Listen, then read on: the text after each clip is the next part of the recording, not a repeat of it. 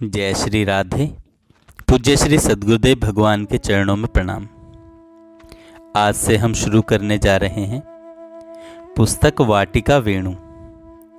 इसमें परम पूज्य श्री बालकृष्ण दास जी महाराज एवं परम पूज्य श्री राधा बाबा दोनों के मध्य जो एकांत गोष्ठियाँ और सत्संग और रसमय वार्ता होती थी, उन्हीं का वर्णन इस पुस्तक में दिया गया है। आइए आज से हम दो महापुरुषों की, पूज्य श्री बालकृष्ण दास जी महाराज जो वेणु विनोद निकुंज वृंदावन में रहते थे और पूज्य बाबा से उनका संपर्क हुआ, तो आइए अब सुनते हैं। परम पूज्य श्री महाराज जी का गीता वाटिका में प्रथम आगमन। श्री वृंदावन धाम के पावन वेणु विनोद कुंज को मैं प्रणाम करता हूँ। परम पूज्य श्री महाराज जी श्रद्धेय श्री बालकृष्ण दास जी महाराज की उपस्थिति से वेणु विनोद कुंज नित्य सुवासित रहता है। वृंदावन से पूज्य श्री महाराज जी का गोरखपुर की गीता वाटिका में सर्वप्रथम शुभागमन सन 1970 के अगस्त मास में हुआ था और हुआ था संत सानिध्य की अभिलाषा से। परम पूज्य संत श्री हनुमान प्रसाद जी पोद्दार की अनेक बार ब्रज यात्रा हुई है। एक बार की ब्रज यात्रा में उनके दर्शन एवं उनसे संभाषण का अवसर पूज्य श्री महाराज जी को मिल चुका था। भेंट होने के पूर्व पूज्य श्री महाराज जी की यही धारणा थी कि पूज्य श्री भाई जी एक श्रेष्ठ भक्त हृदय व्यक्ति हैं, जो कल्याण पत्रिका के संपादन एवं प्रकाशन के द्वारा भगवत भक्ति के प्रचार का सुंदर कार्य कर रहे हैं। भेंट होने के तुरंत बाद पूज्य श्री महाराज जी की धारणा में आमूल परिवर्तन हो गया और पूज्य श्री भाई जी के बारे में उनकी सुदृढ़ मान्यता हो गई कि श्री पोद्दार जी ऐसे महान व्यक्ति हैं जिन्होंने संपूर्ण प्राप्तव्य को प्राप्त कर लिया है और संपूर्ण प्राप्त को अपने भीतर पचा करके छिपा लिया है। वे भले कितने ही छिपाएं, पर यह पूर्णतः स्पष्ट है कि उस प्राप्त की गरिमा उनकी चाल और उनकी चितवन में पल प्रतिपल प्रतिबिंबित होती रहती है। सन 1980 में कि राधा अष्टमी के अवसर पर श्री घनश्याम दास ठाकुर जी को गोरखपुर आना था। श्री महाराज जी की बड़ी इच्छा थी कि पूज्य बाबूजी के दर्शन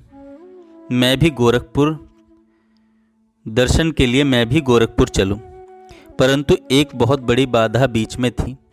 इन दिनों पूज्य श्री भाई जी का शरीर बहुत अधिक अस्वस्थ चल रहा था। इसी कारण इस साल सन 1970 में पूज्य श्री भाई जी स्वर्ग आश्रम ऋषिकेश नहीं गए। विगत कुछ वर्षों से भाई जी प्रत्येक ग्रीष्म में सत्संग हेतु स्वर्ग आश्रम जाया करते थे, परंतु इस बार रुग्णता के कारण जाना नहीं हो पाया। इतना ही नहीं, जो भी आजकल भाई जी से भेंट करना चाहते थे उनको मिलने से रोका भी जाता था। इन सब बातों की जानकारी श्री महाराज जी को थी, अतः श्री महाराज जी चाहते थे कि प्रसन्न मन से अनुमति आने पर ही गोरखपुर चला जाए। यदि पत्र में श्री महाराज जी के नाम का उल्लेख करके अनुमति मांगी जाती तो भाई जी की ओर से स्वीकृति भरा उत्तर तुरंत आ जाता, परंतु श्री महाराज जी यह भी नहीं चाहते थे कि मेरा नाम पत्र में लिखा जाए। गोरखपुर जाने से लगभग 1 महीने पहले श्री ठाकुर जी ने पूज्य भाई जी को प्रच्छन्न भाषा में एक पत्र लिखा। मेरे एक निकटस्थ सज्जन आपके दर्शनार्थ गोरखपुर आना चाहते हैं। यदि आपकी आज्ञा हो तो वे भी मेरे साथ गोरखपुर आ जाएं। ऐसा अनुमान होता कि प्रच्छन्न भाषा में लिखे गए पत्र का वास्तविक तथ्य अपने आवरण का परित्याग करके उनके समक्ष वस्तुतः प्रत्यक्ष रूप में उपस्थित हो गया। जो भाई जी लोगों को मिलने के लिए बार बार मना किया करते थे, उन्होंने ही पत्र के उत्तर में श्री ठाकुर जी को वृंदावन लिखा, जो सज्जन तुम्हारे साथ आना चाहते हैं उन्हें ले आना। अनुकूल उत्तर से परिपूर्ण पत्र को पाकर श्री ठाकुर जी को बड़ी प्रसन्नता हुई। वे पूज्य श्री महाराज जी को श्री कृष्ण जन्माष्टमी से कई दिन पहले गीता वाटिका लेकर पहुंच गए। ये लोग सीधे भाई जी के कमरे में गए। भाई जी अस्वस्थ तो थे ही, अस्वस्थ होने के बाद भी वे पलंग पर बैठे हुए कल्याण पत्रिका के लिए लेखों का संशोधन संपादन कर रहे थे।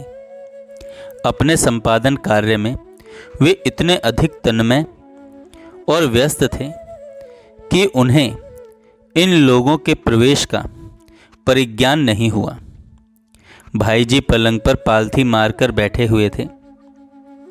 उनका एक चरण बाहर की ओर और कुछ निकला हुआ था।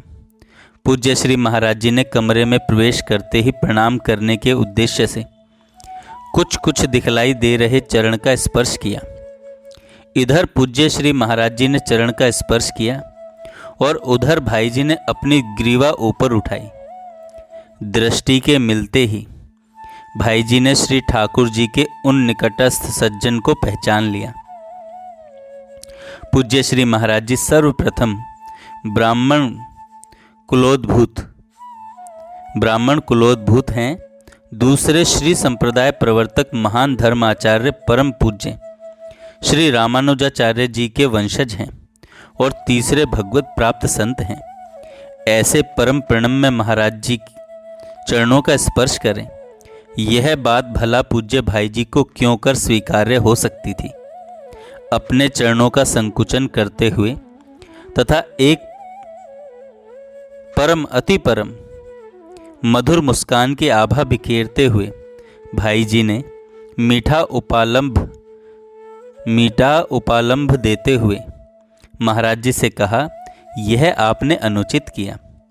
भाई जी के उस प्यार भरे उपालंभ में जो आत्मीयता थी, उनकी स्नेह सनी वाणी में जो स्निग्धता थी और उनके अधरों की मधुमयी मुस्कान में जो मोहिनी थी, उसकी छाप पूज्य श्री महाराज जी के मन पर स्थायी रूप से अंकित हो गई। भाई जी की उस परम मधुर छवि की चर्चा अभी तक कभी कभी पूज्य महाराज जी किया करते हैं। श्री महाराज जी 7 दिन तक गीता वाटिका में रहे और सातों दिन तक इन दोनों संतों के अद्भुत दैन्य में एक मधुर द्वंद्व सा चलता रहा। पूज्य महाराज जी उस अवसर की ताक में सदा रहते कि परम भागवत भाई जी के दूसरे चरण को भी स्पर्श करने की बात कभी बन जाए, और दैन्य मूर्ति पूज्य श्री भाई जी सदा सर्वदा अपने चरणों को छिपाए रखते थे। भाई जी को यह बात सहन थी ही नहीं कि परम प्रणम्य महाराज जी मुझे नमन करें, और इस मधुर द्वंद्व में भाई जी के दैन्य की ही विजय हुई। उधर भाई जी सदा ही संकोच से दबे रहा करते थे और इधर महाराज जी को इसी से संतोष था कि भाई जी के एक चरण को स्पर्श करने का अवसर कम से कम एक बार तो मिल ही गया। सन 1970 के अगस्त मास में पूज्य श्री महाराज जी 1 सप्ताह तक गीता वाटिका में रहे। सप्ताह पर्यंत निवास के संबंध में अपने मनोभाव व्यक्त करते हुए पूज्य श्री महाराज जी ने कहा था, जीवन में केवल 7 दिन ही महामहिम श्री भाई जी की, श्रद्धेय श्री हनुमान प्रसाद पोद्दार जी की समीपता का अलभ्य लाभ मुझे प्राप्त हुआ था। यह अनुपम समागम मेरे अवशिष्ट जीवन में चिर स्मरणीय रहेगा। मुझे उन दिनों ऐसा लगता था कि गीता वाटिका मानो राधा वाटिका ही है। मेरी चाह है कि श्री भाई जी की समीपता का ही अनुभव स्वप्नेपि होता रहे। जय श्री राधे। अगली गोष्ठी हम कल सुनेंगे। ये सारी गोष्ठियाँ जो वाटिका वेणु पुस्तक में प्रकाशित हैं, पूज्य श्री राधेश्याम बंका जी ने एकत्र करके संकलन करके इस पुस्तक में लिखी हैं। जय श्री राधे। जय श्री राधे। पूज्य श्री सद्गुरुदेव भगवान के चरणों में प्रणाम। आज से हम शुरू करने जा रहे हैं